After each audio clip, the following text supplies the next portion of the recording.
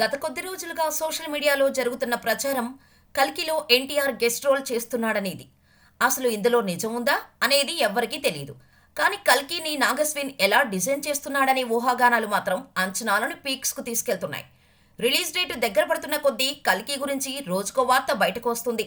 కల్కి దెబ్బకు బాహుబలి 2 రికార్డులు కూడా డేంజర్ జోన్లో పడే ఛాన్స్ ఉందని వినిపిస్తోంది. ఎందుకంటే ఈ సినిమా కంటెంట్ పరంగానే కాదు, విజువల్ పరంగా ఓ అద్భుతమే అంటున్నారు. బలమైన యాక్షన్ సీక్వెన్స్, అద్భుతమైన గ్రాఫిక్స్తో పాటు అంతకుమించి బలమైన ఎమోషన్స్ కల్కిలో ఉన్నాయని టాక్. ఈ సినిమా కోసం ఏకంగా 5 విఎఫ్ఎక్స్ కంపెనీలు విజువల్ ఎఫెక్ట్స్పై వర్క్ చేస్తున్నాయట. అందులో 3 ఇండియన్ కంపెనీలు కాగా ఒకటి న్యూజిలాండ్, ఇంకోటి యుఎస్ కంపెనీ అని తెలుస్తోంది. ఇక కల్కి స్టార్ క్యాస్టింగ్ చూస్తే ఔరా అనాల్సిందే. ఈ సినిమాలో ప్రభాస్తో పాటు Kamal Haasan, big B Amitabh, Deepika Padukone, Disha Patani main క్యాస్టింగ్గా ఉన్నారు. వీరితో పాటు విజయ్ దేవరకొండ, దుల్కర్ సల్మాన్, రానా, మృణాల్ ఠాకూర్తో పాటు రాజమౌళి, రామ్ గోపాల్ వర్మ వంటి వారు కూడా క్యామియో చేస్తున్నారనే టాక్ ఉంది. ఇక వీళ్లకు తోడు ఎన్టీఆర్ పేరు కూడా పెద్దగా సౌండ్ చేస్తోంది.